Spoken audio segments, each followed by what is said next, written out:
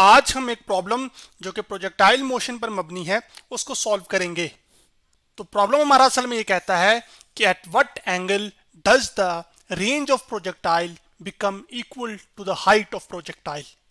यानी कि एक आप बॉल को थ्रो करें और वो बॉल आपसे एक तो दूर जा रही हो, उसके साथ साथ हाइट भी गेन कर रही हो, और उस पर लगने वाली फोर्स जो है हर पॉइंट पर सिर्फ ग्रेविटेशनल फोर्स हो, और ये वो फोर्स होती है जिसके साथ जमीन एक ऑब्जेक्ट को अपनी जानिब खींचती है।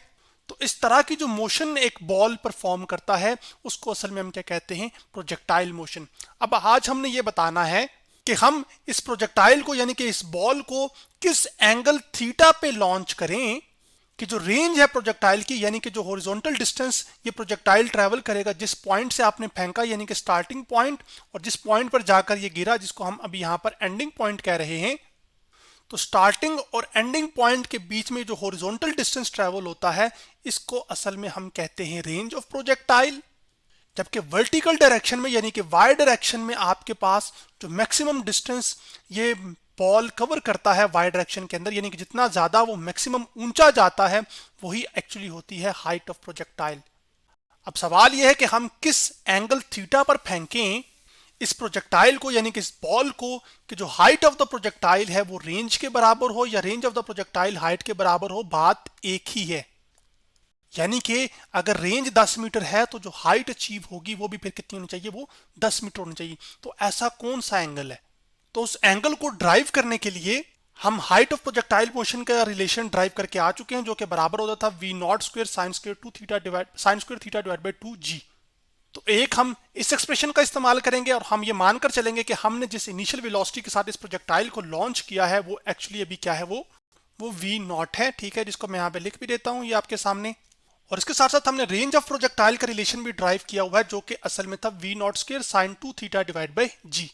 तो रेंज का एक्सप्रेशन मैं आपके सामने यहाँ पर लिख चुका हूं जो कि है R is equal to v naught square sine 2 theta divide by g. अब हमने वो एंगल मालूम करना है जिस पर हाइट और रेंज एक दूसरे का क्या हो, इक्वल हो। तो मैं क्या करूंगा कि हाइट की जगह ये वैल्यू सब्स्टिट्यूट कर दूंगा, जबकि रेंज की जगह ये वैल्यू सब्स्टिट्यूट कर दूंगा। तो एच की जगह मैं लिख दूंगा आपके सामने v naught square sine square theta divide by 2g, जबकि रेंज की जगह आ जाएगा v naught square sine 2 theta over g, जो कि मैंने आपके सामने यहां पर ले आया हूं। अब यहां पर ये जो जी का फैक्टर है वो इस जी के फैक्टर से कैंसिल आउट हो जाएगा।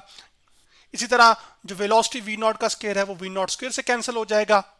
तो अब आपके पास लेफ्ट हैंड साइड पे बच जाएगा सिर्फ sign square theta divided by 2, और राइट हैंड साइड पे बच जाएगा साइन 2 थीटा।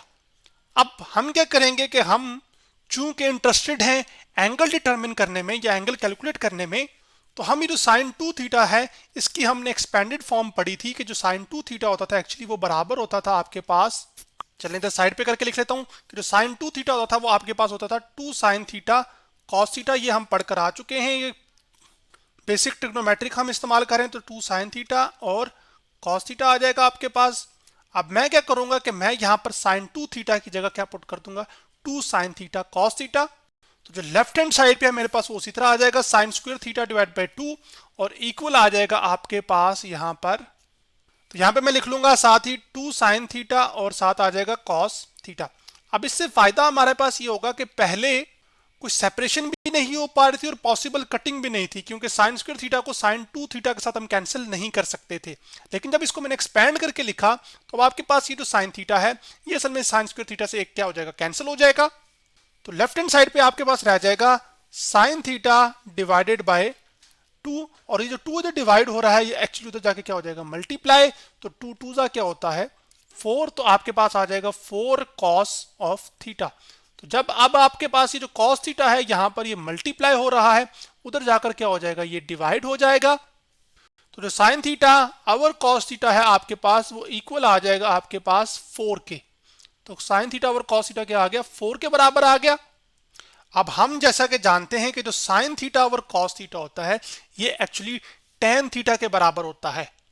तो फिर मैं यहां पर सिंप्लीफाई और कर लूंगा और ये आ जाएगा tan theta is equal to 4 आ जाएगा। फिर अब चूंकि हमारा तो इंटरेस्ट अभी भी किस चीज में है, एंगल निकालने में है, तो ये tan theta left hand side से जब राइट हैंड साइड पे जाएगा तो ये बन जाएगा एक्चुअली टेन इनवर्स। तो जो थीटा है हमारे पास वो आ जाएगा टेन इनवर्स और साथ आ जाएगा 4। यानी कि 4 का हमने tan इनवर्स लेना है और उससे हमें ये पता चल जाएगा कि किस एंगल पर height of the projectile range के बराबर होती है। तो मैं कैलकुलेटर पर सबसे पहले 4 लिखूंगा, फिर उसके बाद ट्रिग्नोमेट्री पे जाऊंगा, फिर यहां पर मैं सेकंड पे क्लिक करूंगा और इसका मैं यहां पे कर दूंगा tan इनवर्स। तो जब tan इनवर्स 4 किया तो वो आया 75.96। यानी कि जब आप एक प्रोजेक्टाइल को 75 डिग्री या यूं कहना चाहिए 75.96 डिग्री पर आप एक प्रोजेक्टाइल को लॉन्च करेंगे तो उस सिनेरियो के अंदर जो हाइट ऑफ द प्रोजेक्टाइल है वो रेंज के बराबर होगी।